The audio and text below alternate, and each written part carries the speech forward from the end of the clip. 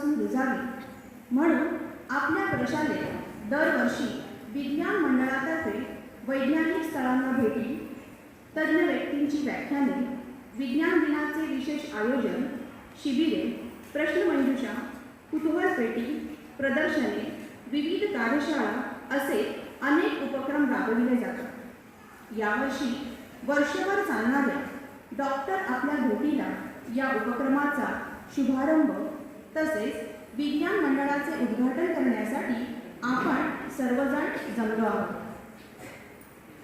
Doctor आपल्या भेटीला या उपक्रमाअंतर्गत डॉक्टरेट मिळवलेल्या तज्ज्ञ व्यक्तींना अथवा वैद्यकीय व्यवसाय करणाऱ्या प्रसिद्ध डॉक्टरांना निमंत्रित करणार आहोत। वेगवेगळ्या क्षेत्रातील ज्ञानाची कवाडे मैत्रिणींनो तुमच्यासाठीच खुली व्हावी असा यामागचा उद्देश आहे। कार्यक्रमाची सुरुवात करीत आहोत विज्ञान गीताने।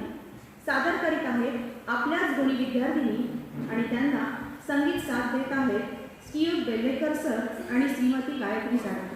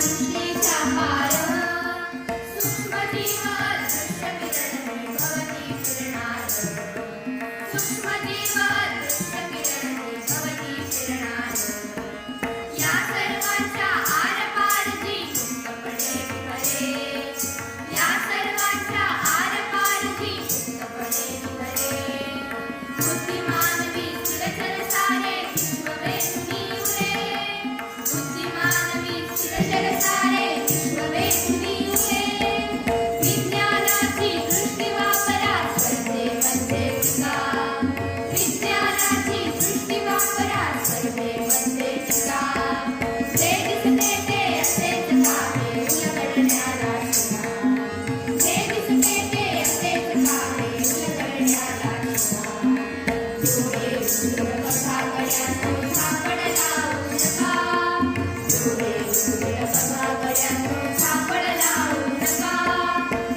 दिसते ते असेच काहे उलगडण्याला शिवा. जे दिसते ते असेच काहे उलगडण्याला शिवा. उलगडण्याला शिवा. उलगडण्याला शिवा. छान. कार्यक्रमाचे प्रमुख पाहुणे माननीय सतीश थिगळे सर, तसेच अतिथी माननीय डॉक्टर भावना उमरीकर, कार्यक्रमाच्या अध्यक्षा माननीय रेखाताई पळशीकर यांचा परिचय करून देत आहे प्रतिभा जमदाडे.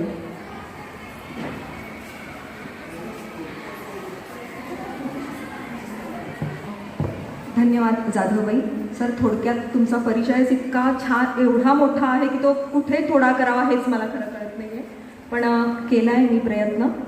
सन्माननीय व्यासपीठ, सभागृहात उपस्थित माझ्या सहकारी शिक्षिका आणि डॉक्टर आपल्या भेटीला या कार्यक्रमासाठी अतिशय उत्साहानं सहभागी झालेल्या माझ्या सर्व बालवैज्ञानिक मैत्रिणींनो, सगळ्यांना नमस्कार. आपल्या आजच्या कार्यक्रमाचे प्रमुख पाहुणे माननीय डॉक्टर श्री सतीश थिगळे सरांचा मी परिचय करून देते. थिगळे सरांनी फर्ग्युसन महाविद्यालयातून BSc व नागपूर विद्यापीठातून MSc पदवी संपादन केली असून त्यांनी पुणे विद्यापीठातून भूशास्त्र या विषयात PhD मिळवली आहे. पुणे विद्यापीठात भूशास्त्र विभागाचे विभाग प्रमुख म्हणून अनेक वर्ष त्यांनी कार्यभार सांभाळला आहे. आपल्या अध्यापनाच्या विशिष्ट शैलीमुळे विद्यार्थ्यांमध्ये प्रिय असणारे थिगळे सरांनी आत्तापर्यंत हायड्रोजिओलॉजी, आपत्ती व्यवस्थापन, भूपर्यावरण या विविध विषयात 13 विद्यार्थ्यांना PhDसाठी मार्गदर्शन केले आहे. अध्यापनाबरोबरच सामाजिक बांधिलकी जपणारे सर दुष्काळ आणि आपत्तीग्रस्त भागांसाठी जनजागृती मोहीम, भूजल संबंधी चावडीवरील प्रश्नोत्तरे यासारख्या अभिनव उपक्रमात सक्रिय सहभागी असतात. मराठवाडा आणि पश्चिम महाराष्ट्रातील दुष्काळी भागातील विद्यार्थ्यांसाठी जलसाक्षरता अभियानांतर्गत बिनभिंतीची शाळा हा स्तुत्य उपक्रमही सरांच्या मार्गदर्शनाने उत्तमरित्या चालू आहे. भूस्खलन जागृती कार्यक्रमाअंतर्गत 2005 साली न्यूटन जागवा दरडी थोपवा या अभियानाअंतर्गत सरकारी अधिकारी, सार्वजनिक नेते, स्वयंसेवी संस्था यांना मार्गदर्शन करून सरांनी एका यशस्वी अभियानाची मुहूर्तमेढ रोवली आहे. 2021 पासून ट्रेन द ट्रेनर या कार्यक्रमांतर्गत तलाठी, ग्रामसेवक, पोलीस पाटील, वन अधिकारी अशा सुमारे 2700 अधिकाऱ्यांना आपत्ती व्यवस्थापन, भूपर्यावरण यासारख्या विषयांवर प्रशिक्षण देऊन पर्यावरण जागृत सक्षम युवा पिढी घडवण्याचे मोलाचे काम सर करत आहेत. वेगवेगळ्या उपक्रमांमध्ये आपल्या प्रभावी लेखनाने नव्या पिढीला मार्गदर्शन मिळावे या हेतूने त्यांचे आंतरराष्ट्रीय व राष्ट्रीय स्तरावर 65 पेक्षा अधिक संशोधनपर लेख प्रकाशित झाले आहेत. त्यांचे 4 संशोधन खंडही संपादित केले आहेत. त्यांनी सिम्बायोसिस संस्थेचे संस्थापक माननीय डॉक्टर मुजुमदार सर यांच्यावर आधारित सर माझ्या चष्म्यातून हे थिगळे सरांचे पुस्तक प्रसिद्ध झाले आहे. दैनिक सकाळ, महाराष्ट्र टाइम्स, लोकसत्ता या वृत्तपत्रातून सरांचे शैक्षणिक, वैचारिक आणि आपत्ती व्यवस्थापनावर आधारित अनेक लेख प्रसिद्ध झाले आहेत. अभिमानाची बाब म्हणजे सिम्बायोसिस संस्थेच्या पायाभरणीत आणि विकासात सरांचा सिंहाचा वाटा आहे. परदेश भ्रमणाची आवड जोपासत सरांनी Malaysia, Australia, Japan, Switzerland, Iran या ठिकाणी भेटी देऊन तेथील परिषदा, परिसंवाद, प्रशिक्षणे यासारख्या कार्यक्रमात सहभागी होऊन तेथे देखील आपल्या वैचारिक व्यक्तिमत्वाचा ठसा उमटवला आहे. असे नवोपक्रमवादी, उत्तम प्राध्यापक, मार्गदर्शक, समाजहितवादी, आदर्शवत आणि वैचारिक बैठक असणारे प्रेरणादायी व्यक्तिमत्व असणारे माननीय थिगळे सर आज आपल्याला मार्गदर्शन करण्यासाठी आलेले आहेत. मी आपल्या आजच्या कार्यक्रमाच्या अध्यक्षा माननीय रेखाताई पळशीकर यांना विनंती करते की त्यांनी थिगळे सरांचे स्वागत करावे.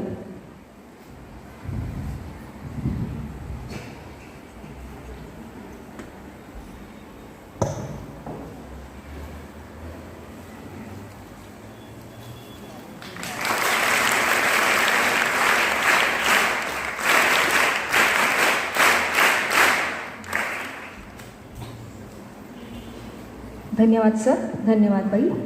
तसेच आजच्या कार्यक्रमासाठी आवडलं सर, धन्यवाद सर. तसेच आपल्या आजच्या कार्यक्रमासाठी माननीय डॉक्टर भावना उमरीकर मॅडम यांना आपण आज निमंत्रित केले आहे. त्यांचा परिचय करून देते.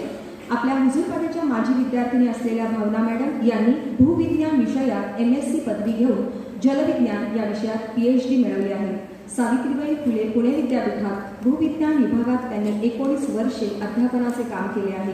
अध्यापनाबरोबरच महाराष्ट्रासह किनारी जलचरांचा अभ्यास, पुणे महानगर तसेच महाराष्ट्राच्या शहरी व ग्रामीण इंटरफेसचा भौगोलिक पर्यावरण अभ्यास GIS तंत्राचा वापर करून पुणे शहराच्या शहरीकरणाच्या अंदाजासाठी संगणकीकृत निर्णय समर्थन प्रणाली प्रकल्प, रिमोट सेन्सिंग, जिओ हायड्रोलॉजी आणि जिओफिजिकल टेक्निक आणि उपपृष्ठ जल परस्पर अभ्यास प्रकल्प अशा अनेक पातळीवरील प्रकल्प त्यांनी यशस्वीरित्या पूर्ण केले आहेत. त्यांच्या अनुभवी व सखोल अभ्यासपूर्ण मार्गदर्शनामुळे 14 विद्यार्थ्यांना PhD मिळाले आहे. भू उपयोग, बदलते पर्यावरण, पाणलोट व्यवस्थापन, भूजल संसाधन व्यवस्थापन, आपत्ती आणि उत्क्रांती अशा अनेक वैचारिक विषयांवर आंतरराष्ट्रीय व राष्ट्रीय परिषदा, चर्चासत्रे, कार्यशाळा, शिबिरे यामध्ये त्यांनी सक्रिय सहभाग नोंदवला आहे. आकाशवाणीच्या औरंगाबाद केंद्रावरून विज्ञान वार्ता कार्यक्रमाअंतर्गत जलसंपदा महत्त्व आणि जागरूकता यासंबंधी व्याख्याने त्यांची प्रसारित झाली आहेत. त्यांच्या भूविज्ञान विषयातील भरीव कामगिरीची दखल घेऊन त्यांना भू होस्ट पुरस्कार, हायड्रोलिक्स, वॉटर रिसोर्सेस आणि कोस्टल इंजिनिअरिंगचा हायड्रो 2020 हा सर्वोत्कृष्ट पेपर पुरस्कार, चंदीगड येथे सर्वोत्कृष्ट पोस्टर प्रेझेंटेशन पुरस्कार अशा अनेक पुरस्कारांनी सन्मानित केले आहे.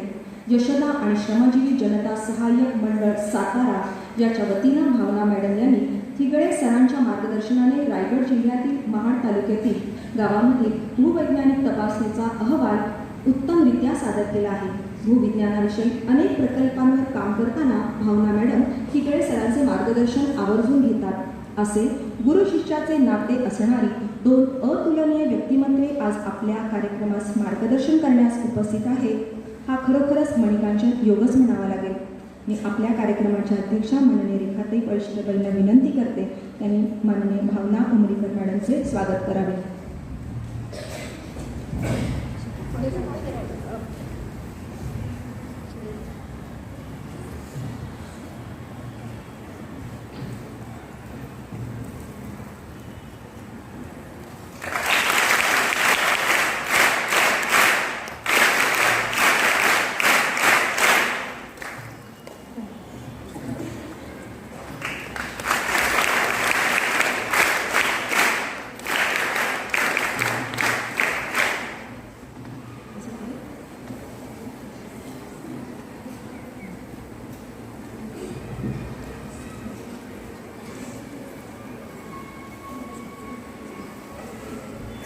मॅडम आपल्या आजच्या कार्यक्रमाच्या अध्यक्षा व महाराष्ट्र गर्ल्स एज्युकेशन सोसायटीच्या अध्यक्षा माननीय रेखाताई पळशीकर यांचा परिचय करून देते.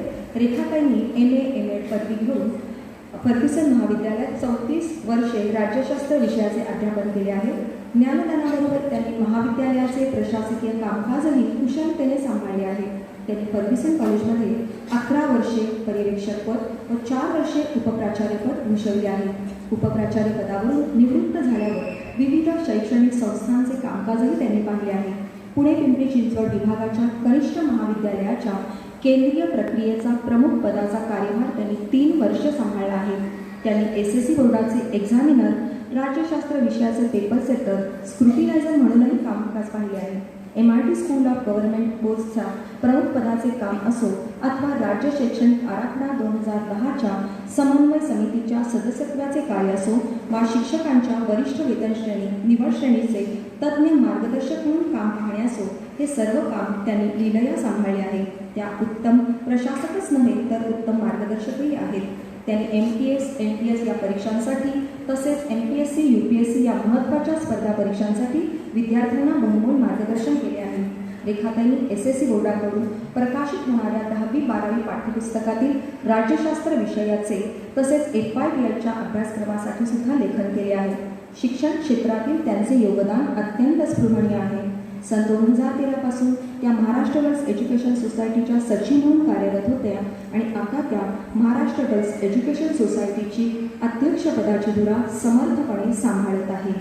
मी आपल्या महाराष्ट्र गर्ल्स एज्युकेशन संस्थेचे सचिव माननीय वरदेंद्र कट्टी सरांना विनंती करते त्यांनी रेखाताईंचे स्वागत करावे.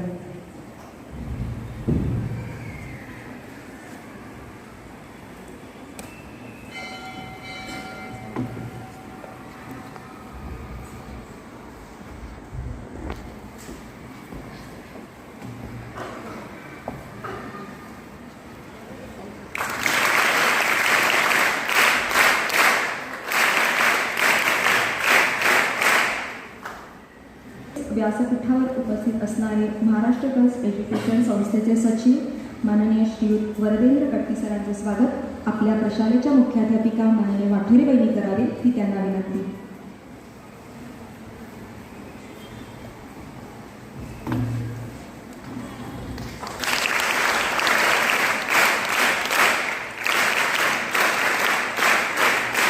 धन्यवाद सर. धन्यवाद बाई. आता यानंतरची पुढील सूत्रे मी जाधवबाईंकडे सोपवते. धन्यवाद. धन्यवाद जमनाडेजी. विज्ञानाचा ध्यास आम्हाला भेटले आम्ही सारे अवकाश. अशक्य शब्द नाही कोशात आमच्या देऊ जगाला ज्ञानप्रकाश. असे विचार आचरणात आणत आज विज्ञान मंडळाचे उद्घाटन करत आहोत. प्रमुख पाहुणे माननीय डॉक्टर थिगळे सरांना विनंती, त्यांनी विज्ञान मंडळाचे उद्घाटन आमच्या विद्यार्थिनींनी तयार केलेल्या ऑटोमॅटिक स्ट्रीट लाईट या उपकरणाचे दिवे प्रकाशित करून करावे.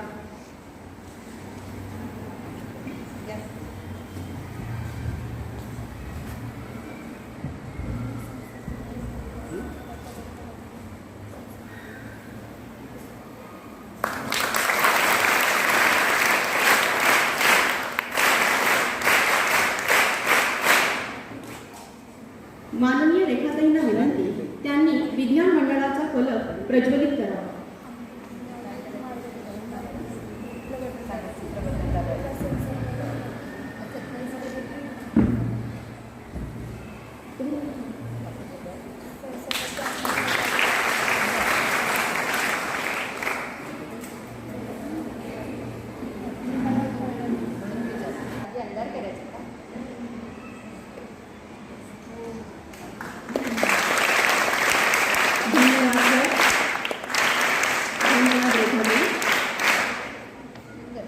माननीय डॉक्टर थिगळे सरांना विनंती, त्यांनी विज्ञान मंडळातील नवनिर्वाचित सभासदांना नियुक्तीपत्र द्यावे.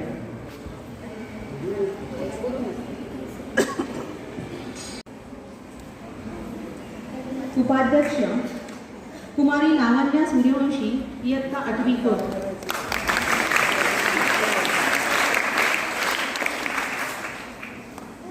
उपाध्यक्ष कुमारी लावण्या सूर्यवंशी इयत्ता 8वी क.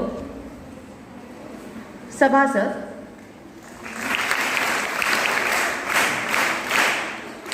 कुमारी कोमल सोनावणे इयत्ता 9वी क.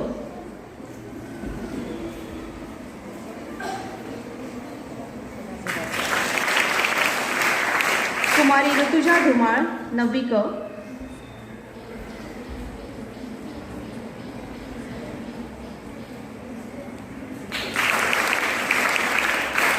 कुमारी श्रेया काटकर 8वी क.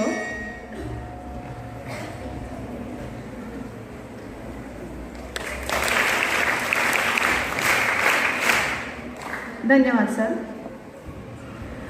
प्रमुख पाहुणे त्यांनी विद्यार्थिनींशी संवाद साधावा. मान्यवरांना विनंती, त्यांनी कृपया सभागृहात आसनस्थ व्हावे.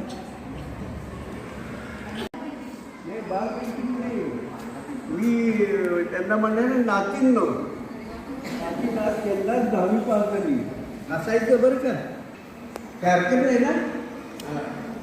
तर आपण सर्व नाती आहेत. यंदाच माझी नात आणि नातू दोघंही 10वी पास झाले. दोघंही 10वी कसे झाले पास? एकदम एकदम नात आणि नातू पास कसे झाले? काय झालं असेल विचार करा. हा जवाब नका ना. काय हा ती जुळी नातवंड आहेत माझी, त्यामुळे ते दोघं एकत्र पास झाले. ओके. आजचा हा समारंभ डॉक्टर माझ्या भेटीला, हे नाव ऐकल्याबरोबर म्हटलं हा हॉल रिकामा असणार. डॉक्टर येणार म्हटल्याबरोबर नको व आज दांडी मारू असा विचार तुमच्या मनात आला असणार असं मला वाटलं. आला होता ना? त्याला कारण काय, हे नाव तुम्हाला, हे जे डॉक्टर माझ्या भेटीला हे जे शीर्षक आहे हे तुम्हाला माहिती झालं आहे म्हणून. आम्ही ज्यावेळी शाळेत होतो त्यावेळी डॉक्टर येणार म्हटल्यावर अर्धी शाळा काय पण तुम्ही धीट आहात सर्व बरं का. तुम्ही धीट साथ 1984 साली न्यायमूर्ती रानडेंनी स्थापन केलेली ही शाळा, रमाबाई रानडे त्यांचं इथं वास्तव्य होतं, अशी फुलकित झालेली शाळा. हा अमृत महोत्सव हॉल आहे ना, अमृत महोत्सव हॉल आहे, सभागृह, अमृत महोत्सव सभागृह. त्यातही मला येण्याचा योग आला. तोही आझादी का अमृत महोत्सव साजरा करताना वेगळे वेगळे योग आज जमून माझ्यासाठी जमून आलेले आहेत. आणि आपण मला या कार्यक्रमाला निमंत्रित केलं याबद्दल मी आपले सर्वप्रथम आभार मानतो. आणि मला ही संधी दिली या नातींशी बोलण्याची, त्याबद्दल मला खरोखर मनपूर्वक आनंद होतो. ही शाळा, त्या शाळेची परंपरा तुम्हाला वेगळी सांगायला नको, खूप उंच आहे. त्या शाळेची परंपरा फार वेगळी आहे, फार जुनी शाळा. हुजूरपागा, त्यावेळी शाळा होत्याच किती, हुजूरपागा, त्यानंतर अहिल्यादेवी, अशा 2-3 शाळा होत्या. नंतर मग आता इंग्रजी शाळेचं पेव फुटलेलं आहे. पण आता तुम्हाला बाय लँग्वेज हे चालू झालेलं आहे. मागचं 5वीपासून 8वीपासून तुम्हाला दोन्ही विषय इंग्लिश आणि मराठीमध्ये शिकवले जातात. पहिलीपासूनच सेमी झालेली, फार चांगले. हा बदल फार चांगला आहे. आणि याच्यापुढे आपल्याला वेगळी आव्हानं घ्यावी लागणार आहेत. कारण नवीन शिक्षण पद्धती येते, त्यात 10वीची परीक्षाच नाही, एकदम 12वी असं करू. आणि त्या दृष्टीने सुद्धा आपली वाटचाल आणि विचार चालू असेल याची मला खात्री आहे. तर हे आपल्याला सांगताना मी थोडंसं 2 छोटे छोटे विषय घेणार आहे. मी एकदा बोलायला उभं राहिलो की 55 मिनटं असतात, ते मी कट करणार आहे. मी खाली जाणार आहे आणि आपल्याशी बोलणार आहे. आणि फक्त त्याच्या आधी मला एक सांगायचं आहे तुम्हाला की मी कशावर बोलणार आहे. तुम्ही मला सांगायचं हो किंवा नाही. आत्ता मी जे बोललं त्याला हो किंवा नाही म्हणायचं आहे. तुम्ही 6वीत खडकाचे प्रकार शिकला, नाही असलं तर नाही सांगायचं. 7वीत ज्वालामुखीचा अभ्यास केला,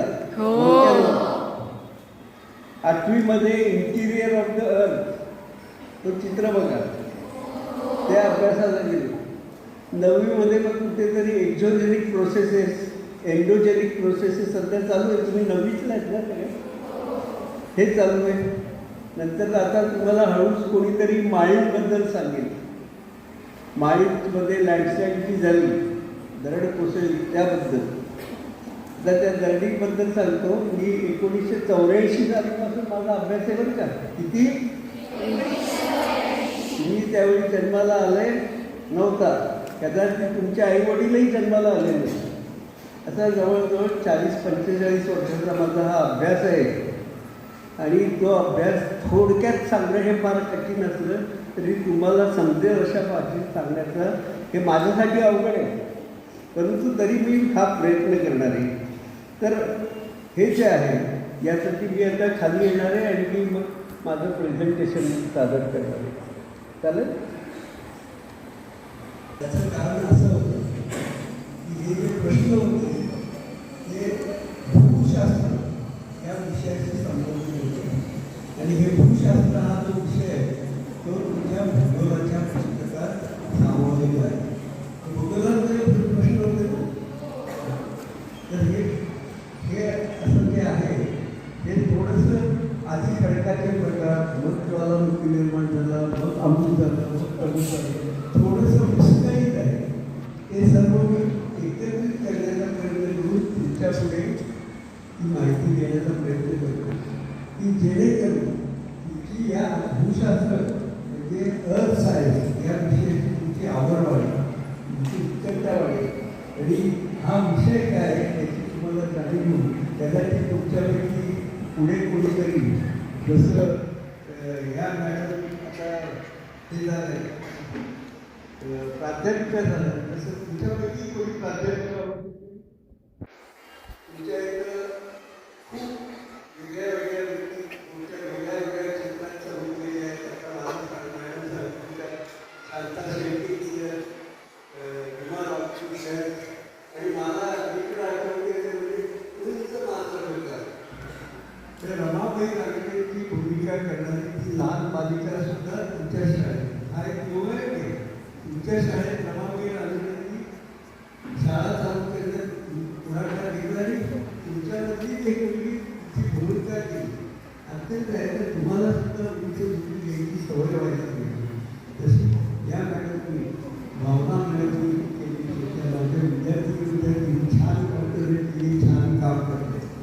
तर unfolding history of the earth. पृथ्वीची भूमी तर थोडंसं उचलण्याचा आपण प्रयत्न करू. मी आता तुम्हाला सांगितलं त्यामुळे सगळं त्यात जे आहे ते थोडंसं विखुरलेलं आहे आणि ते मी तुम्हाला आता नवीन आहे नवीपासून दहावीत दहावीपर्यंत आला तुम्ही तरी तुम्हाला अर्थ सायन्स हा शब्द किंवा भूशास्त्र हा विषय त्या टेक्स्टबुकमध्ये त्याचा कुठेही उल्लेख केला. हे थोडंसं एकत्रित करून तुम्हाला त्या शास्त्राची माहिती देण्याचा माझा विचार आहे.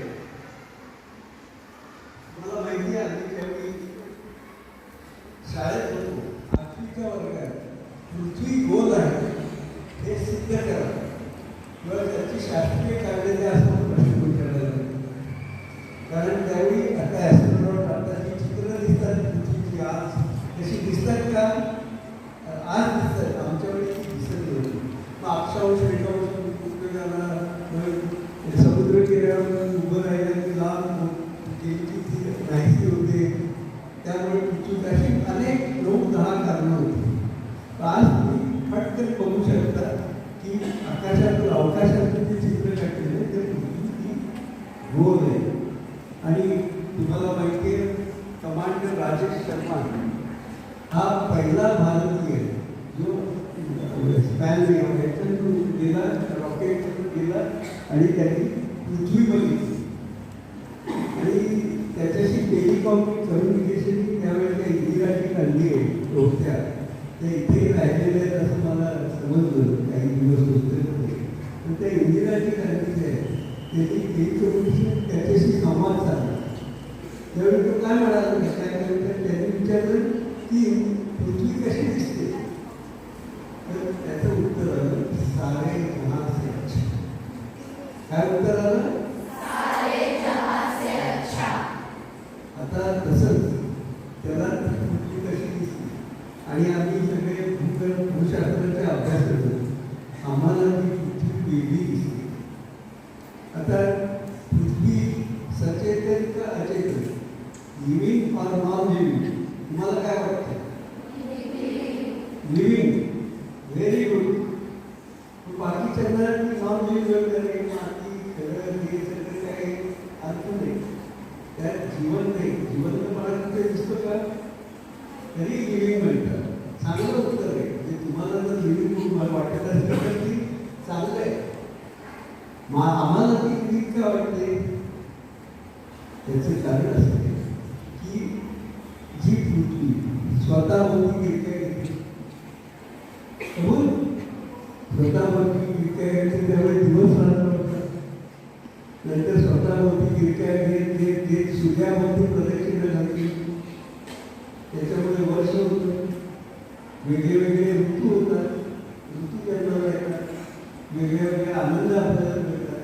अशी स्वतःभोवती फिरणारी आणि फिरत सूर्याला प्रदक्षिणा घालणारी ही पृथ्वी ही निर्जीव असू शकत नाही असं आम्हाला वाटतं.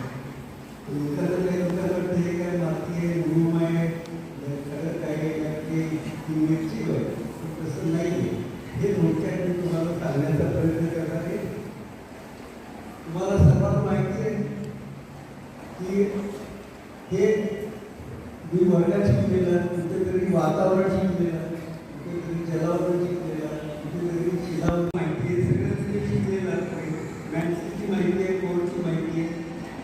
हां आता हे सर्व जे आतापर्यंत मी सांगितलं आणि याच्या पुढे सांगतात हे सर्व जिओलॉजी म्हणजे भूशास्त्राचे शिकवलं. आणि तुम्ही जे शिकतात ते जॉग्रफीमध्ये हा भाग शिकतात. त्याचा जो फरक आहे तो तुम्हाला सांगतो. The term geology is derived from a Greek word geo and logos, science. Science of earth. That is geology. The subject आणि त्याच्या विरुद्ध काय तर जॉब करतो. What is the difference?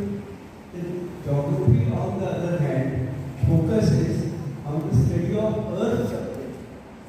पृथ्वीच्या पृष्ठभागावर जे घडत असतं आणि त्याचा जो मानवी जीवनाशी संबंध असतो म्हणजे पृथ्वीचा सरफेस आहे त्याच्यावर आपण घरं बांधतो त्याच्यावर आपण शेती करतो असे जे विषय असतात ते जिओग्राफी या विषयात घेतलं आणि फादर ऑफ जिओलॉजी या पहिला first teacher Scottish person James Hutton father of geology त्यांनी 1726 ते 1740 या काळात या जिओलॉजिकल प्रिन्सिपल्स डेव्हलप केले आणि त्यानंतर फादर ऑफ इंडियन जिओलॉजी ज्यांनी ब्रिटिश ऑफिसर होता त्यांनी याचा जिओलॉजी या विषयाचा पाया भरलेला आहे. आता पेट्रोलॉजी मी सर्व परत तुमच्या विषयाकडे येतोय की पेट्रोलॉजी हा शब्द ऐकलाय का तुम्ही? पेट्रोलॉजी. पण तुम्ही खडकाचे प्रकार ऐकले. काय ऐकले? अग्निजन्य करत राज किंवा काय याच्याच स्तरीकरण आणि रूपांतरित याचे 3 प्रकार आहेत. परंतु जिओलॉजिकल हे जे आहे आपली जिओलॉजी हा विषय जो आहे त्याच्या बरेच उपशाखा ज्याला बोलत आहेत त्याची एक पहिली ब्रँच पेट्रोलॉजी ज्यात आपण खडकाचा अभ्यास करतो आणि नंतर तुम्ही हे शिकलेला ज्वालामुखीचा उद्रेक व्होल्कॅन इरप्शन माय व्होल्कॅनिक हा शब्द आलाच कसा हे तुम्ही विचार करायला पाहिजे. व्होल्कॅनोलॉजी व्होल्कॅनोलॉजी हा शब्द व्हल्कन या शब्दापासून आहे. व्हल्कन म्हणजे गॉड ऑफ फायर. ज्यावेळी ज्वालामुखीचा उद्रेक होतो त्यावेळी पहिल्यांदा ज्वाला बाहेर पडतात म्हणून त्याला गॉड ऑफ फादर या संदर्भामध्ये व्होल्कॅनोलॉजी हा शब्द आपण वापरतो. आणि व्होल्कॅनोलॉजीचं मराठीत नाव काय? ज्वालामुखी. ज्वालामुखी असा तो संदर्भ आहे. पुढे हे तुम्ही वाचलेलं आहे तुम्हाला माहिती विचारलं तर हा जो घटक आहे ही वेगळे वेगळे खडकाचे प्रकार शिकला. Igneous rock, metamorphic rock, sediment rock हे शिकला. परंतु ते कुठेतरी पाणी शिकला कुठेतरी सावली शिकला एकत्रित असं तुम्हाला की ते दिसलेलं नाही. ते दिसणं आवश्यक. त्याला रॉक साईड हा शब्द सुद्धा तुमच्या पुस्तकात आहे. ऐकले इथपर्यंत आला नसेल आवडत असेल. रॉक साईड काय आहे की पहिल्यांदा मॅग्मा बाहेर पडतो. व्होल्कॅनिक इरप्शन म्हणजे ज्वालामुखीतून लावा बाहेर पडतो. तो पसरला जातो, तो थंड होतो आणि त्याच्यातून खडक तयार होतात. ते खडक म्हणजे इग्नियस रॉक्स ज्याला म्हणतो किंवा मराठी काय अग्निजन्य. तिथे अग्निजन्य असं नाव आहे. अग्निजन्य खडक. नंतर त्याचं रूपांतर काय होतं? रूपांतर कसं होतं की त्या खडक थंड झाला त्याच्यावर परत पाऊस आहे वातावरणाचा परिणाम होतो. ते डिसइंटिग्रेट होतं शुद्ध व्हायला वगैरे. मग त्या हळूहळू पाण्याच्या प्रवाहातून हवेतून जमिनीचं सचल भागातून तयार होतं. कुठेतरी ते एकत्र येतं ॲक्युमुलेट होतं.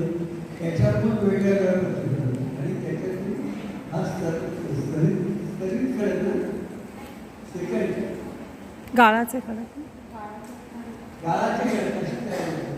पण त्याच्यावर सुद्धा प्रेशर टेम्परेचर याचं ज्यावेळी ॲक्शन होते त्याच्यातून रूपांतरित खडक होतात. तसं एक सायकल आहे आणि ते सायकल हे तुम्ही समजून घ्या. जरी तुमच्याकडे वेगळ्या वेगळ्या ठिकाणी वेगळ्या वेगळ्या पद्धतीने जरी विषयाची मांडणी असली तरी हे सगळे एकत्रित विचार करायचा. आणि त्याच्यातून इतिहास सेलिब्रिटी आणि मेट्रोमॉर्फिक रॉक्स असे तयार होतात. असे मी बरेचशी चित्र आणलेली आहेत. यापैकी काही खडक काही खडकाचे नजून सर्वच नाही मी आपल्या शाळेला देण्यासाठी आलेली आहे. ते तुमच्या विषयामध्ये तुम्ही नंतर घेऊ शकता. कार्यक्रम संस्कार आपण ते देऊ तुमच्याकडे. पुढे आता हे खडक कशापासून बनलेले आहेत? Rock is an aggregate of minerals. Minerals म्हणजे खनिजापासून बनलेले आहेत. आता खनिजापासून न्यायचे हा जो अभ्यास आहे खनिजांचा अभ्यास याला मिनरॉलॉजी असा आहे की इंग्लिशमध्ये स्टडी ऑफ मिनरल्स हा याला मिनरॉलॉजी असं आहे त्यातही 2 प्रकार असतात. रॉक फॉर्मिंग मिनरल्स म्हणजे त्याच्यापासून खडक बनलेला आहे अशी खनिजे आणि दुसरं ओर फॉर्मिंग म्हणजे कुठेतरी पायराईट आहे, गोल्ड आहे, चांदी असे जे आहे त्याला ओर फॉर्मिंग असे 2 प्रकारचे मिनरल्स असतात. त्यात खूप व्हरायटीज असतात. आता ती जात नाही गॅलिना आहे, कोरंडम आहे, ऑलिव्हिन, सल्फेट आहे, ॲसिड प्रकारचे खडक असतात. आणि इतर ज्यावेळी येतो आपण ज्यावेळी आपण याचा अभ्यास करतो त्याची उपब्रँच सेमॉलॉजी तुम्हाला अत्यंत आवडीचा दात आणि म्हणतात ते त्याची त्याला तो जो विषय आहे त्याला जिमॉलॉजी म्हणतात. तर तो जिमॉलॉजी काय त्याला हिरा माहिती मोस्ट प्रेशियस सगळ्यात हार्डेस्ट मटेरियल डायमंड. नंतर तुम्हाला माणिक माहिती आहे, धातू माहिती आहे, हे सर्व तुमची नावं आहेत. निलम आहे, पुष्कराज, मोती, डोले, प्रवाळ, डोले असे सर्व जे आहेत असण्याचे सर्व जे आहेत हे वेगळे वेगळे झेमॉलॉजी या विषयात येतात. झेमॉलॉजी ही जी मिनरल्स आहे झेमॉलॉजी या प्रकारात मोडतात आणि ती फार प्रेशियस म्हणून त्याचं पण भरपूरच आहे. सर्वांना किंमत आहे, सर्व आपल्याची फीचर आहे. सणवार आला की कपडे घालून येतात, कधी दागिने असतात, त्यात ही सगळे मिनरल्स असतात. नंतर जे आपण ओर फॉर्मिंग मिनरल्स म्हणतो त्यात 2 प्रकारचे केले की त्याच्यापासून ओर तयार होते. ती ब्रँच वेगळी असते, त्याला इकॉनॉमिक जिओलॉजी म्हणतात. कारण काय ते आपण एक्सट्रॅक्ट करतो म्हणजे मटेरियल त्या मटेरियल एकत्र करून तर त्याच्यापासून धातू तयार झाला. तुमच्या घरात स्वयंपाकघरासाठी तांब्याची भांडी असते, पाणी भरण्यासाठी पितळेची भांडी असते, तुमचं ॲल्युमिनियमची भांडी असते. हे सर्व जे आहे हे आपल्याला जिओलॉजी कुठेतरी लोखंड तयार होतं, त्याच्यापासून बिल्डिंग तयार होतात, सिमेंट मटेरियल तयार होतं. हे सगळं इकॉनॉमिक जिओलॉजी म्हणजे काय म्हणायचं इकॉनॉमिक जिओलॉजी या विषयाला आयर्न ओर आहे, मला माहिती आहे, मॅंगनीज आहे. आता हे सगळं झालं तर स्ट्रॅटिग्राफी. स्ट्रॅटिग्राफी हा आणखी एक विषय आहे. हे तुम्ही घाबरून जाऊ नका. महाराष्ट्रातील सांगताय तुम्ही म्हणून आहे आता हे सब्जेक्ट विषयात आम्ही जिओलॉजी नको घ्यायला असं समजू नका. स्ट्रॅटिग्राफी म्हणजे एक थर आला, त्या थरावर दुसरा थर आला, काळाच्या ओघात तिसरा थर आला, अशा तऱ्हेने खडक तयार झाले आणि या खडकांच्या अभ्यासाला आपण स्ट्रॅटिग्राफी शास्त्र असं आपण म्हणू शकतो. पॅलिओन्टॉलॉजी परत तुमच्या पुस्तकात याचे उल्लेख जीवाश्म म्हणतात ना, फॉसिलला काय म्हणतात? जीवाश्म म्हणतात. जीवाश्माचा अभ्यास करणारे वेगळे शास्त्र त्याला पॅलिओन्टॉलॉजी म्हणतात. आता मी तुम्हाला 2-3 स्पेसिफिक पॅलिओन्टॉलॉजिकल दिलेले ते तुम्ही नंतर पहा. तर त्यात हे अमोराईट म्हणून आहे, ट्रायलोबाईट हे असं तुम्हाला दिलेलं आहे.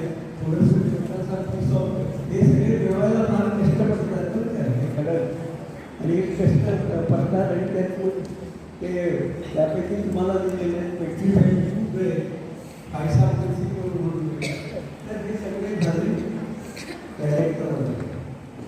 नंतर पॅलेंटॉलॉजी नंतर येतो वेगळा आणखी एक ब्रँच ज्याला उपशाखा म्हणतात. कोणती उपशाखा? पेडॉलॉजी. पेडॉलॉजी म्हणजे सॉईल सायन्स म्हणजे मृदाशास्त्र असं आपण त्याला मराठी करू. मृदाशास्त्र आणि मृदाशास्त्र जे आहे त्यामध्ये ते कसं काय तुम्हाला माहिती आहे काय? मृदाशास्त्र सॉईल कशी तयार होते, माती कशी तयार होते तर वेदरिंगमुळे. आता तुमच्या शाळेच्या पुस्तकामध्ये तुमच्यामध्ये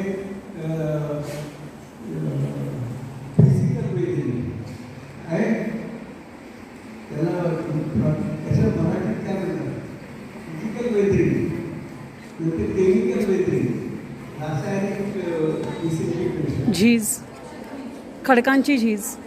हा झिजेचा संदर्भात काय खडकांची झीज, फिजिकल वेगळी, केमिकल वेगळी, बायोलॉजिकल वेगळी, कुठे ते होत आहे हे हा कार्यक्रम झाल्यानंतर हे तुमच्याकडेच प्रेझेंटेशन देतो मी आणि मग त्याच्यातून सॉइल प्रोफाईल तयार होते. मग सॉइल असते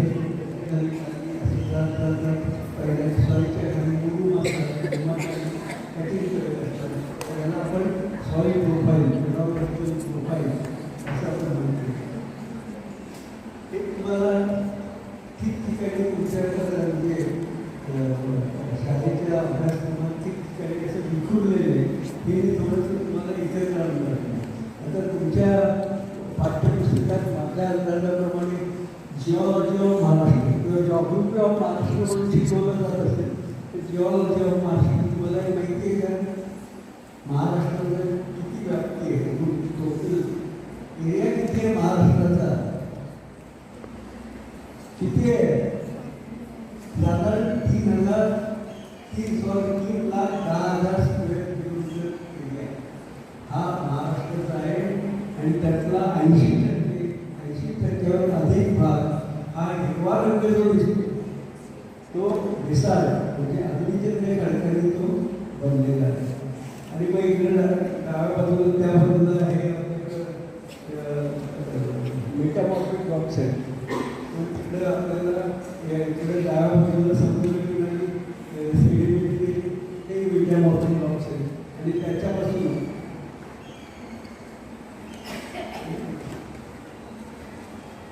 मी तुम्हाला जे सांगितलं की तुम्ही कधी गेलाय का इथून पुण्याहून उतरून खाली कोकणात कोकण गेलंय घाटावर गेला घाट सेक्शन दिसतो घाटातली जावं लागतं अशी चित्र दिसतात. आणि जे मी तुम्हाला स्टॅटिग्राफी सांगितलं तर हे असे बेसांचे वेगवेगळे थर आहेत.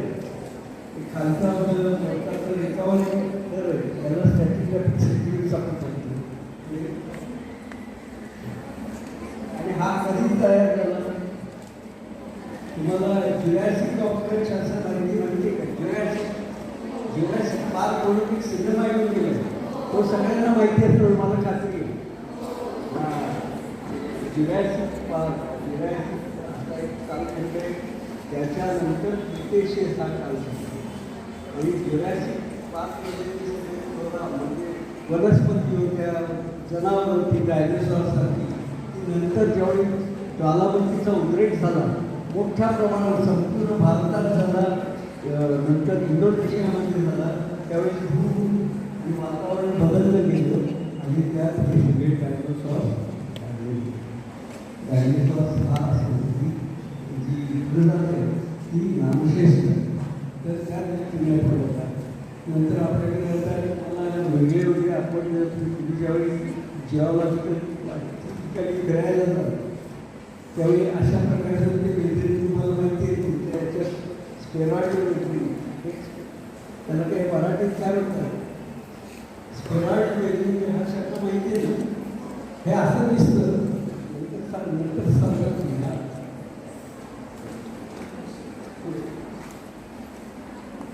लॅटराइट आहे तुमच्या नवीनच्या पुस्तकात लॅटराइट हा शब्द आहे. Laterite is a product bye product of labs ह्या आपल्याला त्यावेळी खडकातून उंचीवर म्हणजे तुम्ही ज्यावेळी कोकणात जाताना जे घाट सेक्शन आहे किंवा कोकणाच्या खाली आहे तिथे असा लाल रंगाचा तो लॅटराइट म्हणजे मूळचा तो भेसाळ यापासूनच तो लॅटराइट तयार होतो आणि त्या लॅटराइटपासूनच नंतर बॉक्साईट हे वेगळं तयार होतं बॉक्साईट डिपॉझिट हे तुम्हाला आत्यात नसेल शिक्षण 10वीला आहे. 10वीला आहे. ते 10वीला असेल पण तो हा एक लक्षात ठेवण्यासारखा भाग आहे. नंतर थोडेसे आम्ही ज्याला आपण नाईस म्हणतो शीस म्हणतो असे खडकाचे प्रकार आहेत तर लाईमस्टोन कॉंग्लोमरेट ओव्हर डिपॉझिट्स आपले कुठे कुठे आहेत ते दाखवलेले आहेत. ट्रेजर ऑफ बेसाल्ट तुम्हाला हे माहिती आहे कोणालाही माहिती हा थोड्या लोकांना माहिती हा सगळा जो बेसाल्ट आहे इथला भाग आहे हे अगदी पुणे सिटी आहे किंवा आजूबाजूचा परिसर आहे इज नोन फॉर झिओलॉजी. जगातले झिओलॉजी हे जी खडक आहे, झिओलॉजी हे जी मिनरल्स आहेत ते जगात काही ठिकाणी दिसतात आणि ते आपल्या इथे दिसतात. पुण्याच्या आसपास अत्यंत चांगल्या व्हरायटी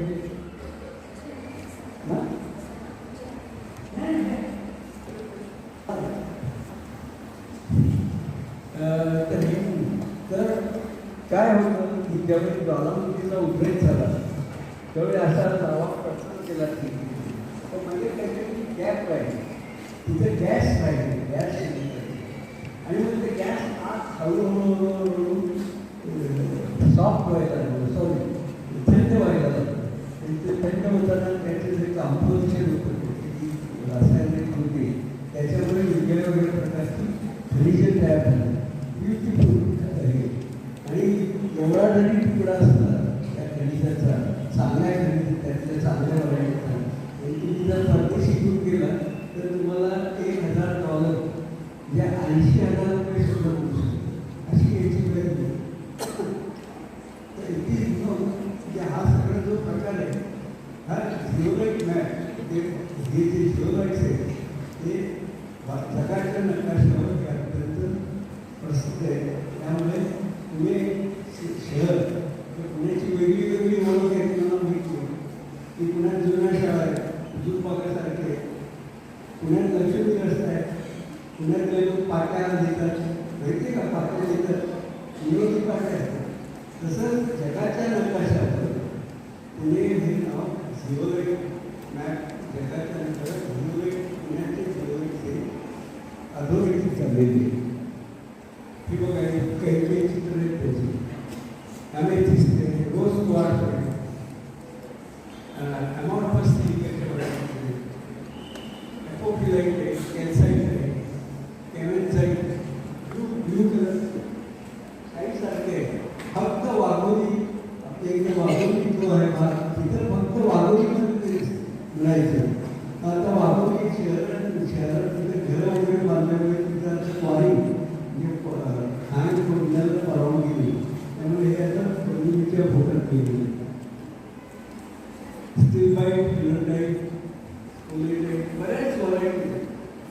आता हे थोडंसं झालं अशाबद्दल तुमच्या शाळेत जे काही तुम्ही शिकला त्याचं एकत्रीकरण तुम्ही केलेलं आहे आणि कुठल्या पद्धतीने हा विषय तुम्हाला समजायला पाहिजे या पद्धतीने थोडीशी तुम्हाला माहिती दिली.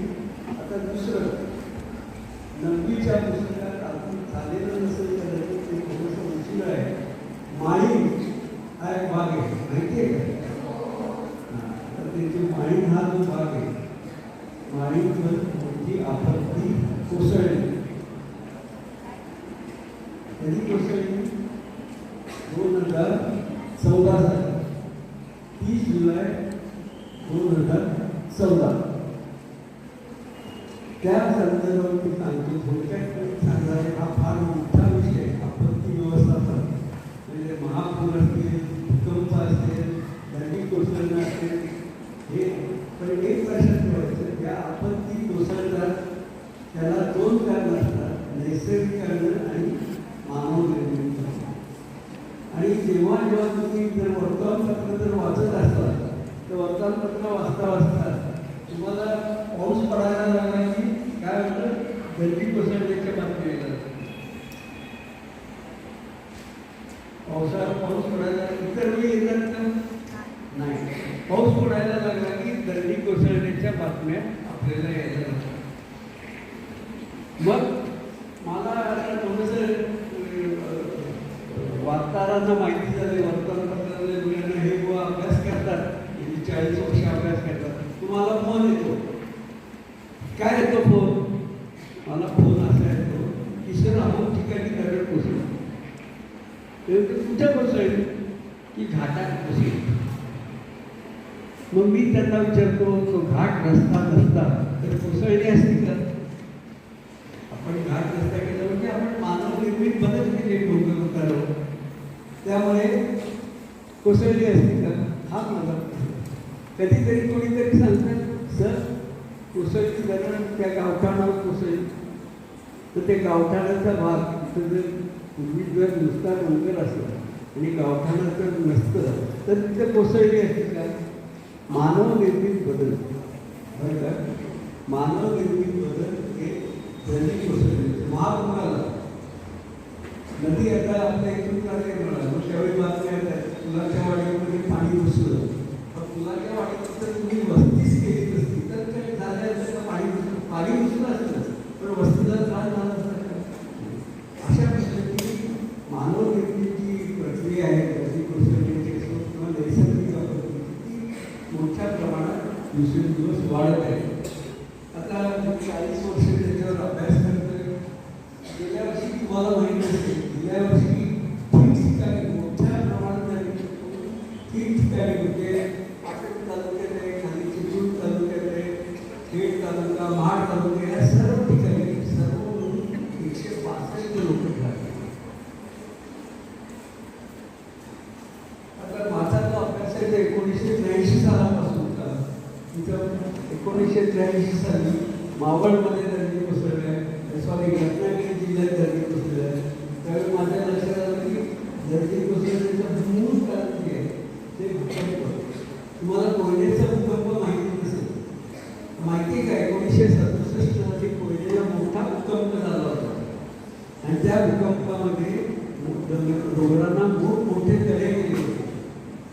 ते तळे जाऊन त्यात पाणी मिळून तिथून मोठ्या प्रमाणात गड्डी 15 वर्षांनी कोसळले. ते मला रत्नागिरीत समजलं, मावळ तालुक्यात आहे.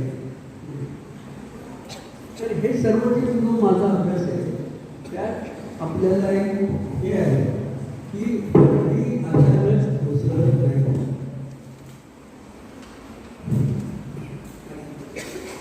गड्डी अचानक कोसळत नाही. त्या कोसळण्याची पूर्वचिन्ह जी आहे, अनेक पूर्वचिन्ह आहेत, वर्षानुवर्ष आधी दिसत असतात. परंतु ती दिसत असली तरी त्याची जाणीव लोक ते गांभीर्य लक्षात येते किंवा त्यांच्या लक्षात येत नाही. आणि मग असा एक वेळ येते की अतिवृष्टी असते, अतिवृष्टीमध्ये दगड कोसळते आणि अनेक व्यक्तींना आपला जीव गमवावा लागतो.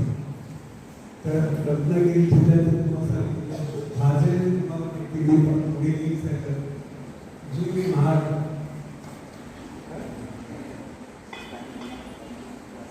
नाही मला आता तुमच्या याच्या वर्गात माळी म्हणून थोडंसं सविस्तर सांग. माळी हा भाग म्हणजे आंबेघर तालुका आणि धरणाच्या धरण क्षेत्रातला हा सर्व भाग. आता या भागात काय झालं, कधीतरी 2003 साली मला तिथून एका NGOचा शाश्वत म्हणून एक सेवाभावी संस्था आहे तिथल्या एका त्याच्या पदाधिकाऱ्यांचा फोन आला आणि त्यांनी मला सांगितलं की सर इथं जरा लोकांना 3-4 गावात धोका निर्माण झाला आहे, तुम्ही त्याची पाहणी करा. तर त्यावेळी मला आठवत आहे अजूनही 14 ऑगस्टला तो फोन आला. मी म्हटलं मग 4-5 दिवसांनी येतो आणि मला पाठीची दुसरी पाठवली. तर ते म्हणाले नाही सर थोडंसं आधी काय शक्य आहे का, कारण लोक फारच पॅनिक झाले, फार घाबरलेले आहे. मग मी त्यांना काय सांगितलं की उद्या 15 ऑगस्टला मी झेंडावंदन करतो आणि मनसर मागे आंबेगावला त्या परिसरात येतो. त्याप्रमाणे मी तिथं पोहोचलो आणि मग तिथं 2-4 गावाची पाहणी केली. काय पाहणी केली की त्या भागात घराला तळे जात होते. काही ठिकाणी चाऱ्याची कलगी होती, काही ठिकाणी घरातून असे पाण्याचे उबाळे बाहेर पडले.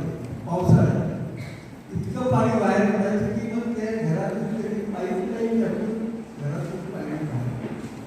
इतक्या मोठ्या प्रमाणात तिथं चिन्ह दिसत. किती साली 2003 साली. 2003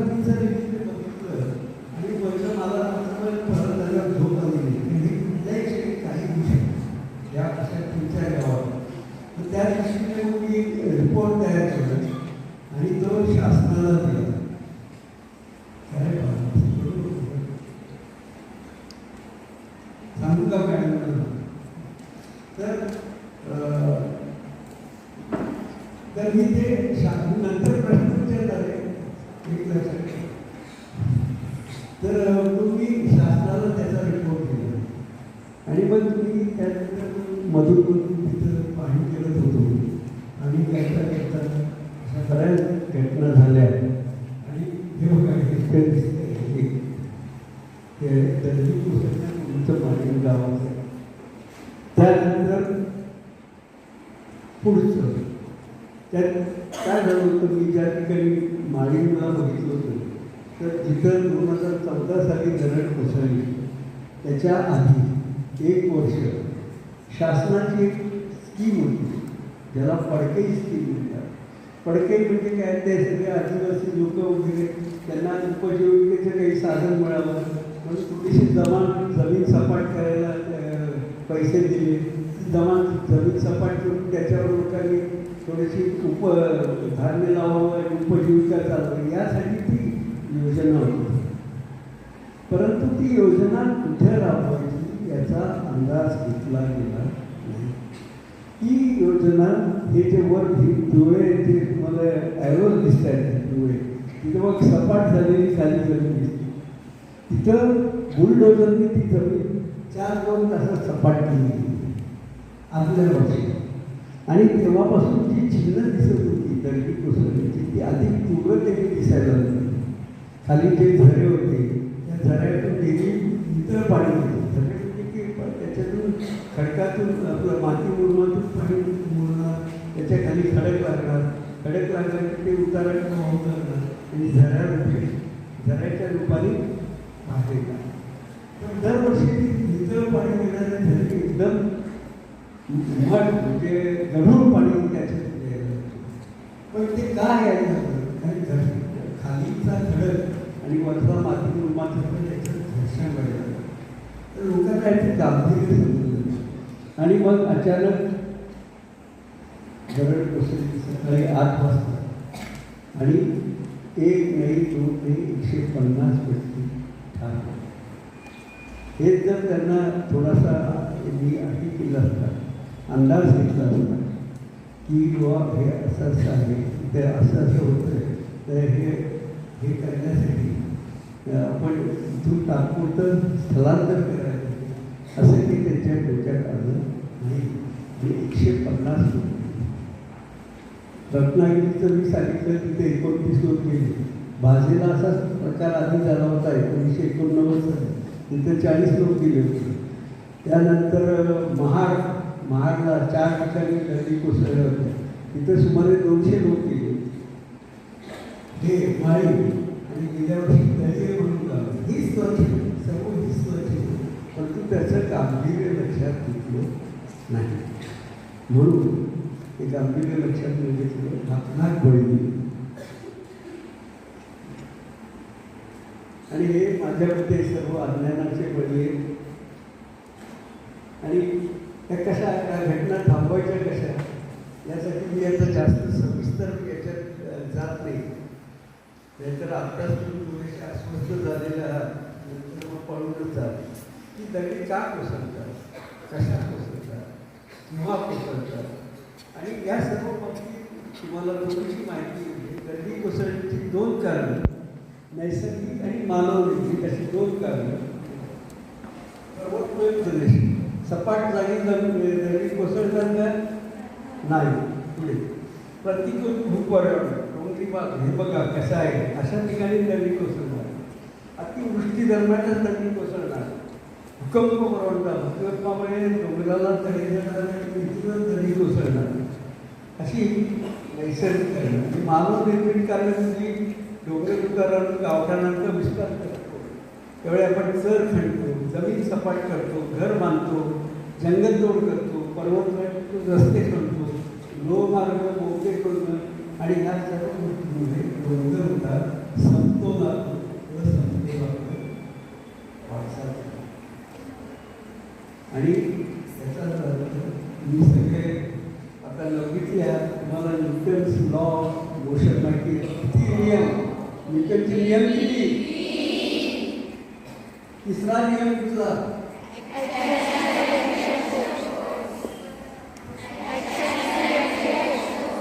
for every action there is and equal and opposite reaction. बरोबर आहे? शाबास म्हणा मला. हां.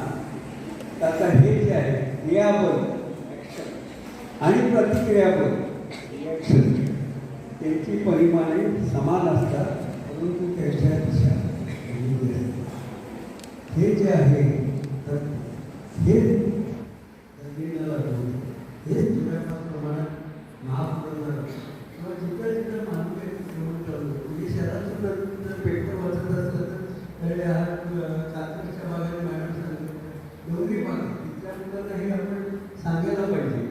तर असं आहे हे सर्व म्हणजे कुऱ्हाडीचा दरम्यान होत असतात. आपणच आपल्याला असा तो भाग आहे.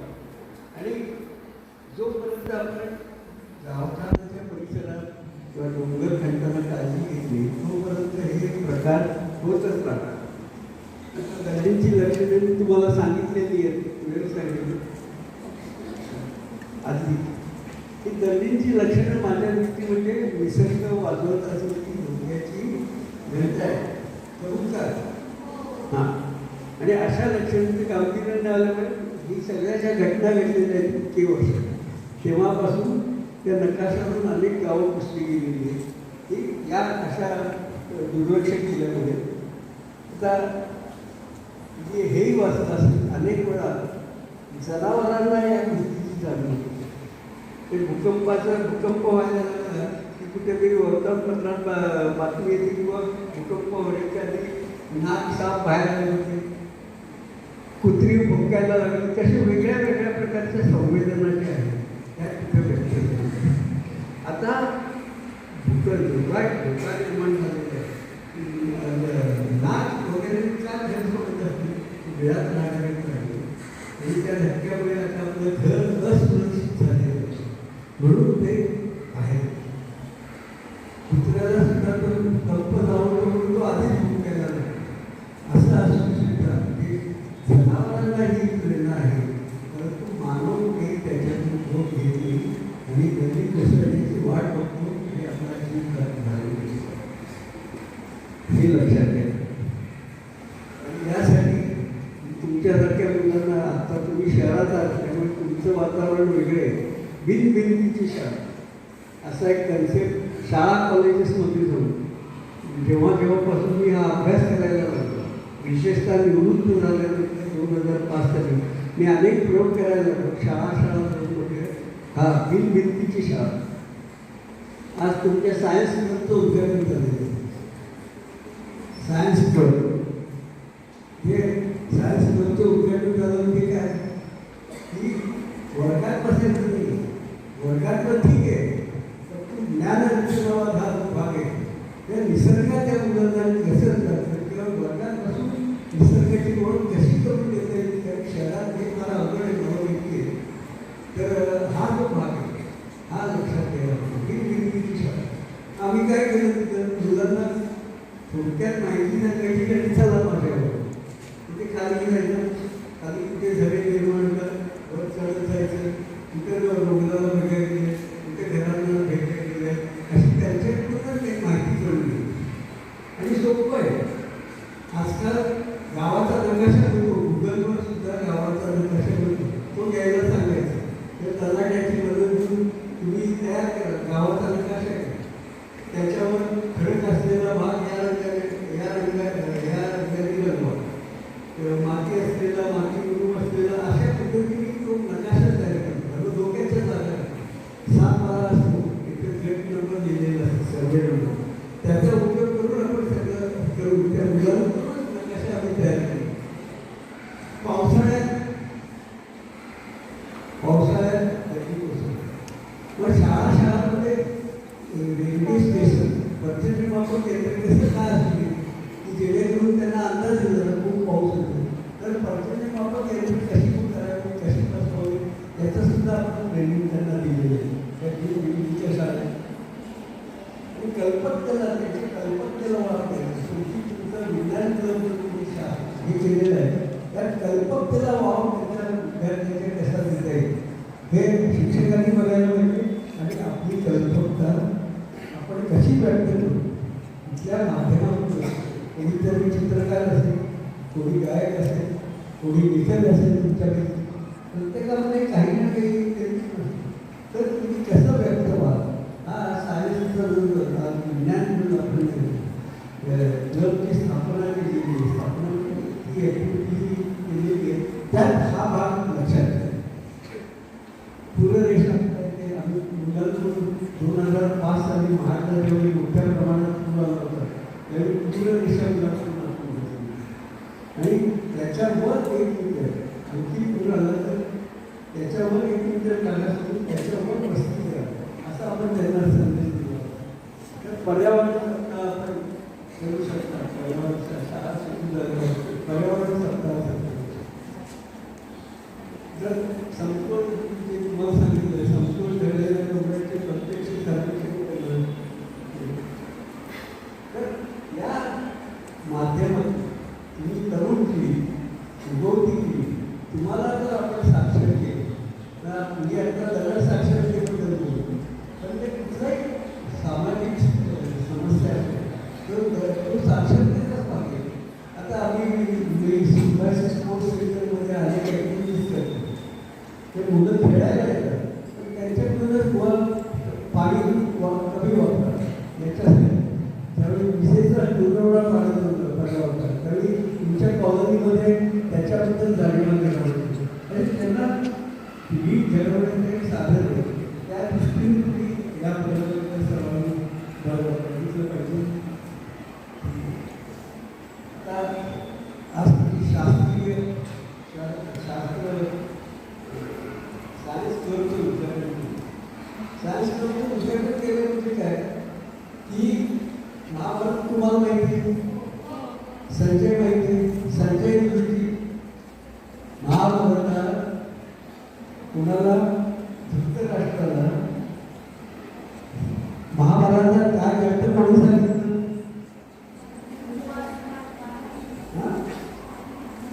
वाल्मिकी कोणी सांगितलं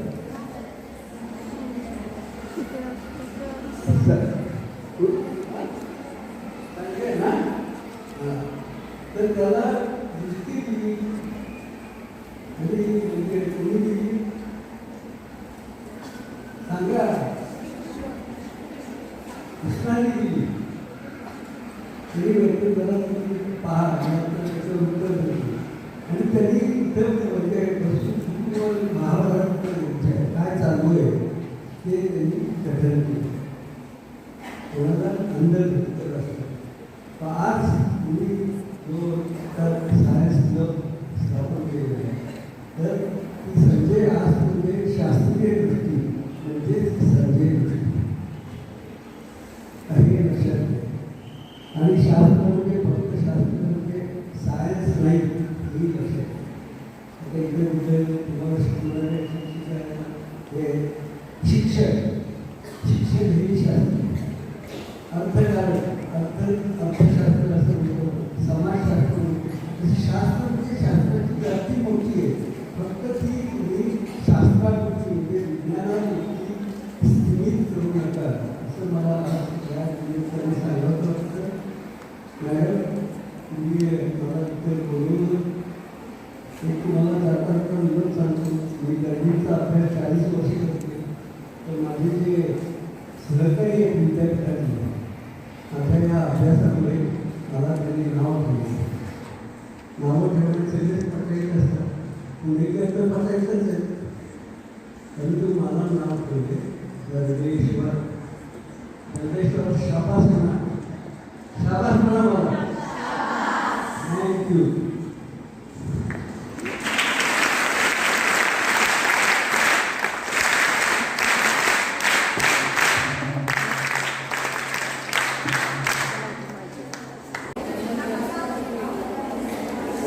विद्यार्थी मैत्रिणींना अभ्यास सरांनी अत्यंत सुंदर आणि सोप्या गप्पा मारण्याच्या ह्याच्यात आपल्याला भूशास्त्र या विषयाची त्याच्या विविध शाखांची सुंदर बनवली आणि त्याचबरोबरीने दरड आणि आत्ताचा आपत्ती व्यवस्थापनासाठी एक सुंदर करिअर करू शकतात. तर याची माहिती अत्यंत सुंदर चित्रांसहित आणि छान प्रेझेंटेशन सोबत दिली. बोलल्यानंतर खरं तर विद्यार्थ्यांनी बोलणं आणि काय बोलावं असं दोन्ही माझ्या पुढे प्रश्न होते. कारण मी जवळजवळ 10वीच्या म्हणजे एकतर माझी पहिली ओळख म्हणजे मी या हुजूरबागेचीच विद्यार्थिनी आहे.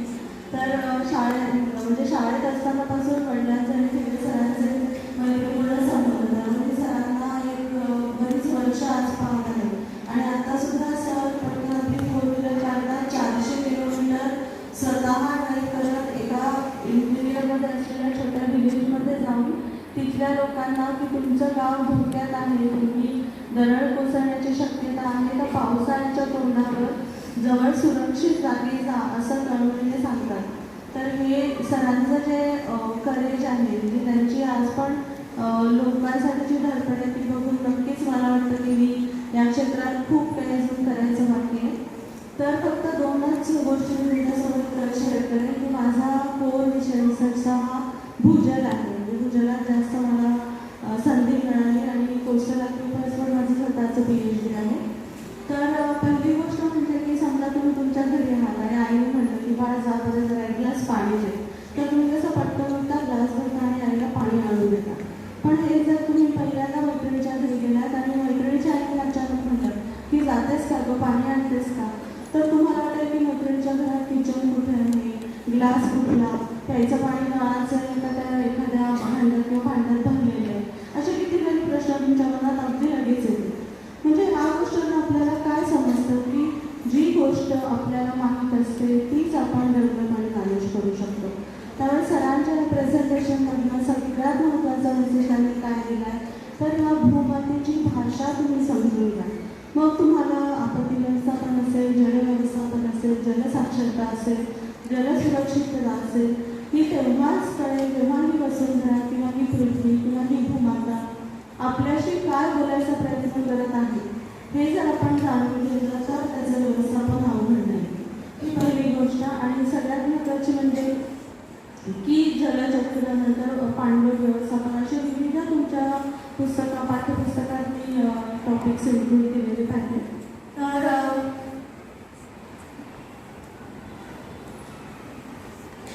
तर मी फक्त गदिमागमन करण्याची सुंदर कवितांची सरांनीच मला पहिल्यांदा वाचनात आणली.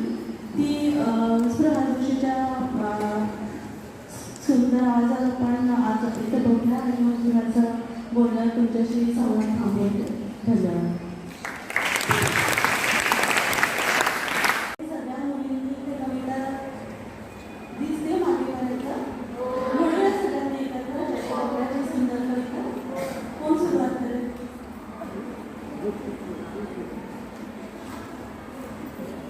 म्हणूया. ठीक आहे. नदी सागरा मिळता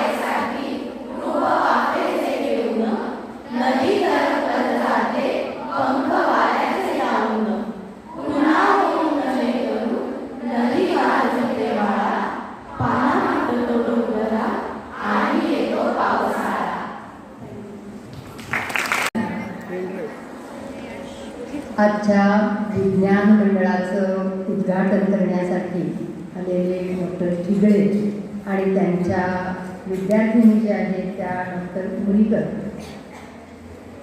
संस्थेचे सचिव, आपल्या सगळ्यांच्या लाडक्या मुख्याध्यापिका आणि तुमचे सगळे असलेले सुपरवायझर, शिक्षक, मला असं वाटतं तुम्ही सगळ्यांनी आपला आजचा विज्ञान मंडळाच्या उद्घाटनाचा कार्यक्रम खूप छान पद्धतीने एन्जॉय केला.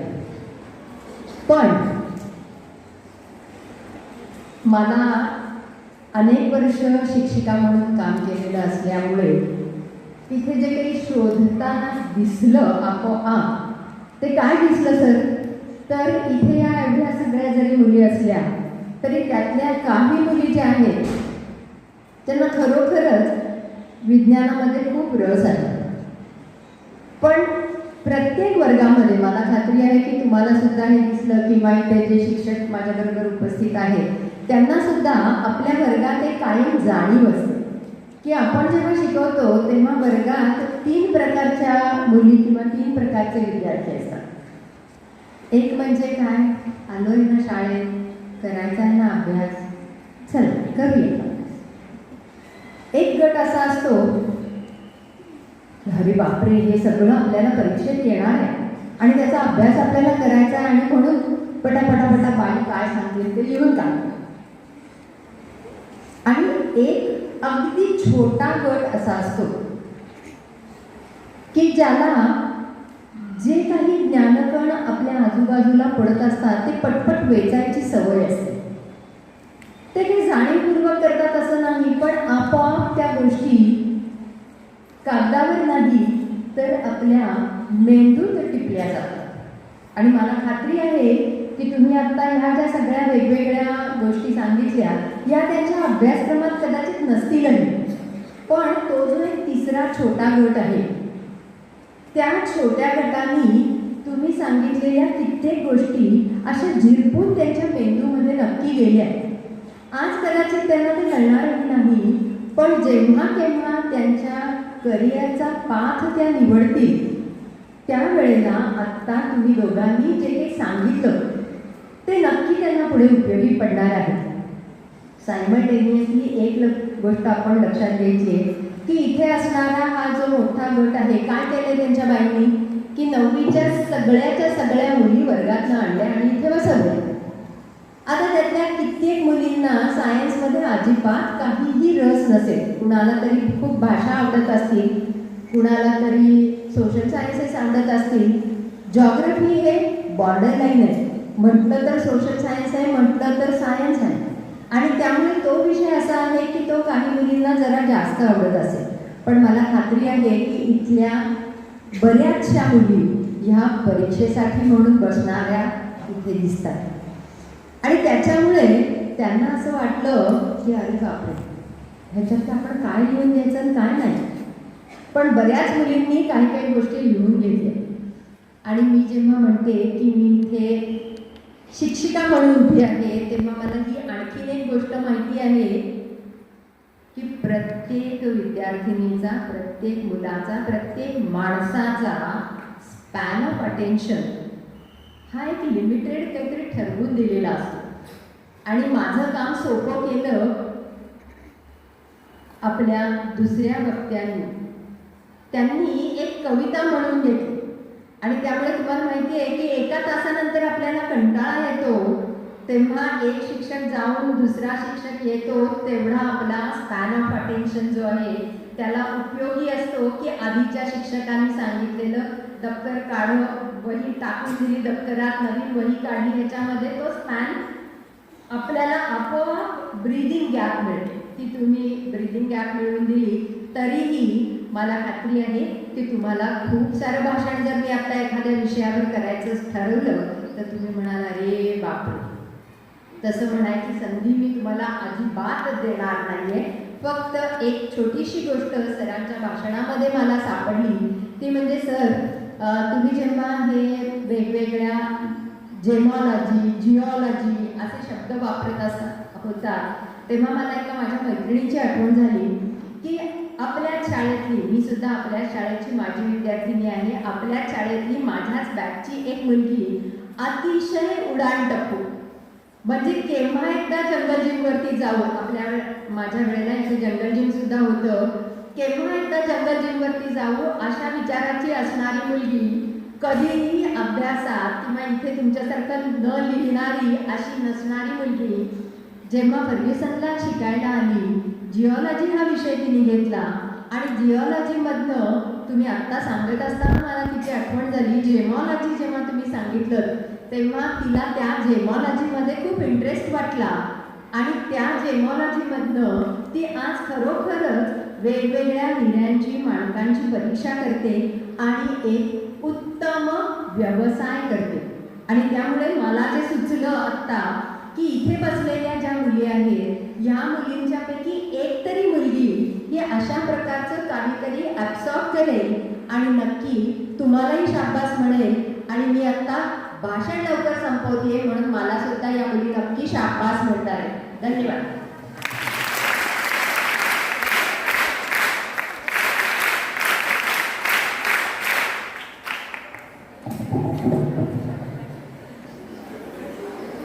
तर काही वेगवेगळे मी त्याला दगड म्हणते पण ते स्पेसिमेन म्हणताय तर ते आपल्याला देणार आहे. त्याचा आपण स्वीकार करूयात आणि मग थांबूया.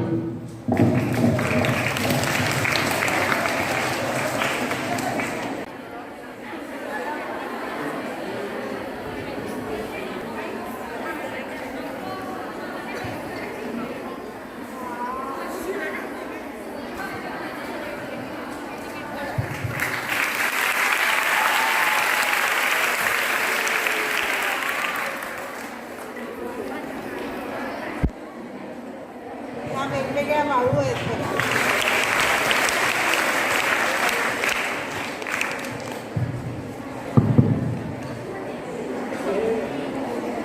ग्रेनाइट्स आहेत, वेगवेगळे ग्रेनाइट्स.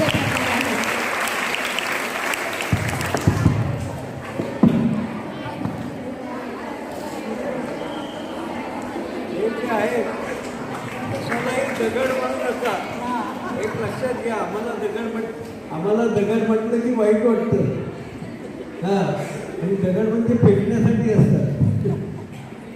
असे आपण काही स्पेसिमेन वगैरे दिलेले आहेत. त्याशिवाय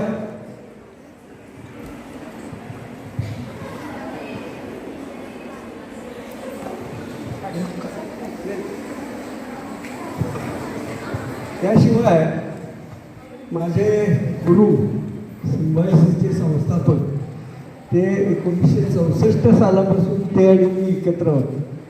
सिम्बायोसिसची स्थापना करण्यापर्यंत त्यांच्यावर लिहिलेलं माझं एक पुस्तक आहे, सर माझ्या चष्म्यातून. याची एक प्रत. तसंच मी सुमारे म्हणजे तुम्हाला वाटेल हा माणूस काय हे आजोबा जिओलॉजी करतात, तसं गेले 1984 सालापासून स्पोर्ट्समध्ये मी इंटरेस्ट घेतो आहे. आणि पुण्याचं जे स्पोर्ट्स सेंटर आहे आमचं सिम्बायोसिस स्पोर्ट्स सेंटर, त्याचा मानक संचालक म्हणून मी 1993 सालापासून ते काम बघतोय. त्या संस्थेची वाटचाल कशी झाली याच्याबद्दलच्या 2 प्रती शाळेला देतोय.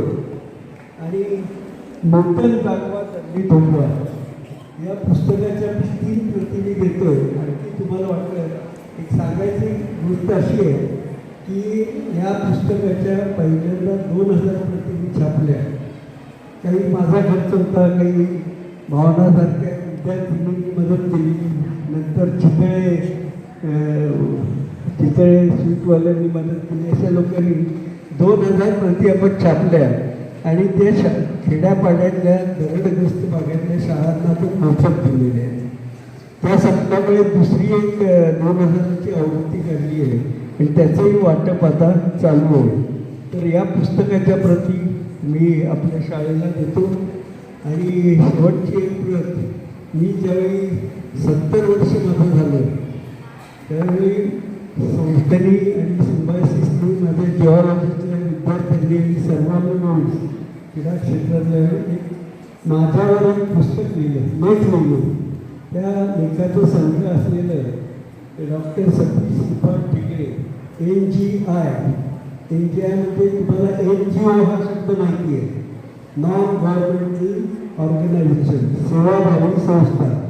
तर मला या प्रसंगी 17व्या वर्षी माझं मुजुमदार सरांनी NGI सेवाभावी व्यक्ती असं नामकरण करून हे पुस्तक छापलेले. त्याची एक भेट मी आपल्याला शाळेला आभारी.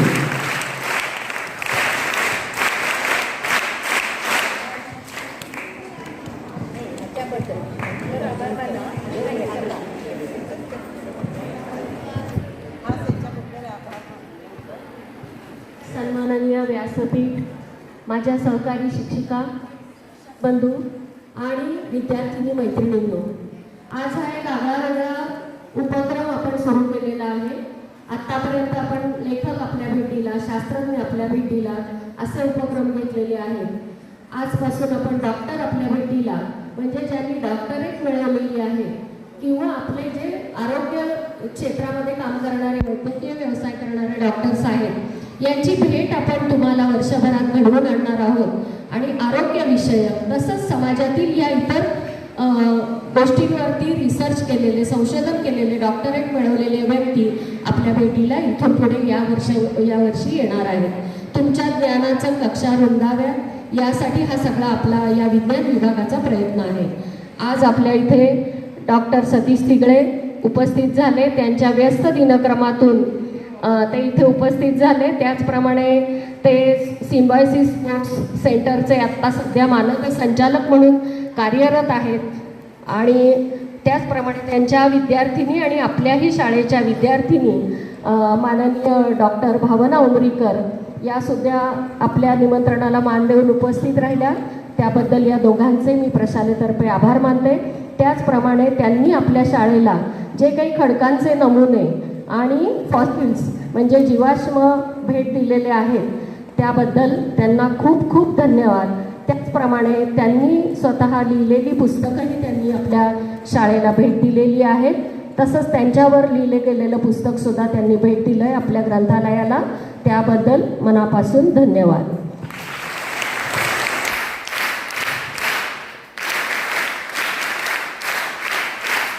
आपल्या संस्थेच्या अध्यक्षा माननीय रेखाताई पळशीकर, आपल्या संस्थेचे सचिव माननीय वरदेंद्र कट्टी सर हे आवर्जून आपल्या निमंत्रणाला मान देऊन या ठिकाणी उपस्थित राहिले.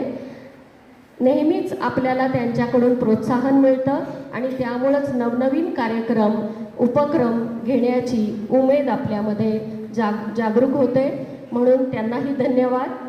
त्याचप्रमाणे हा कार्यक्रम संपन्न करण्यासाठी विज्ञान विभागाच्या तसेच इतर विभागाच्या ज्या ज्या शिक्षकांनी, शिक्षकेतरांनी सहकार्य केलं त्यांना सर्वांना धन्यवाद. आणि मुलींनो, तुमचं खास कौतुक. धन्यवाद.